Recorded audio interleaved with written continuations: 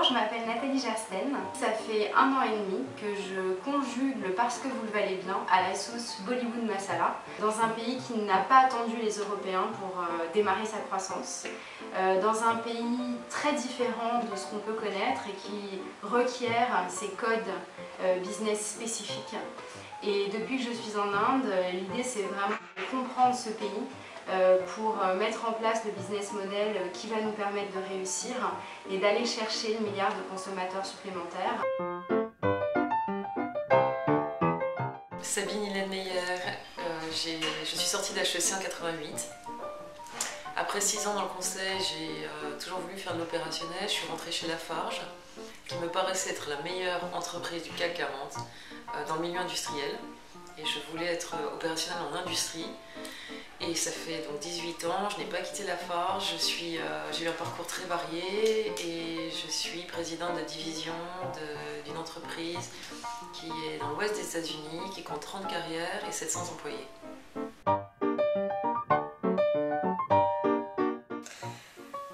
En fait, il y a deux Virginie Segers. Il y a à la fois une femme d'entreprise et une artiste. Je conseille des grandes entreprises pour les aider à œuvrer en faveur du bien commun, en créant notamment des fondations.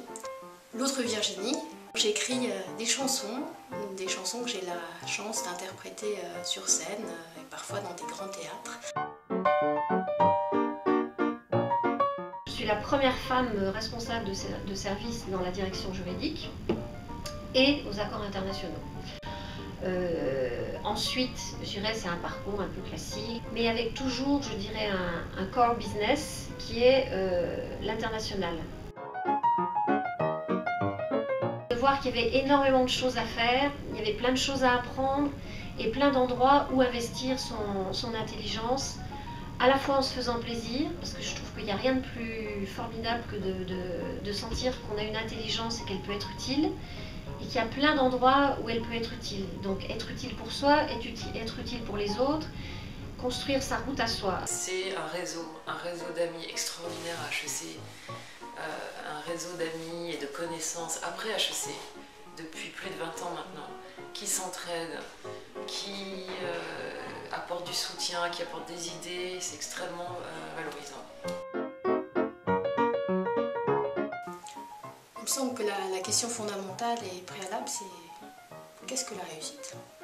La réussite, c'est avant tout de réussir sa vie, beaucoup plus que de réussir dans la vie. D'être utile à la société et de pouvoir se regarder dans le miroir en étant fier de son parcours. Ne pas se contenter de poursuivre son intérêt particulier. Et puis réussir, c'est aussi peut-être écouter une part d'intuition, de rêve que l'on a en soi. Réussir sa vie, c'est aussi trouver une harmonie entre une vie professionnelle et une vie familiale, qu'il y ait une harmonie, une cohérence. Les clés de la réussite pour moi, c'est d'abord une écoute créative, c'est-à-dire celle qui permet d'écouter les autres en s'inspirant de leurs idées, en s'inspirant de leurs erreurs aussi, et en étant capable de construire et de développer de nouvelles idées.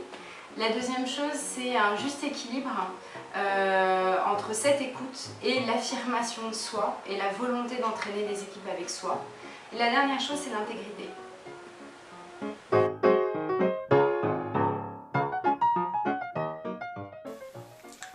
Non. Je m'étonne même que vous me posiez la question, je me demande si elle a une actualité aujourd'hui. Certainement, oui, elles auraient été différentes, mais encore une fois, j'aurais eu d'autres difficultés.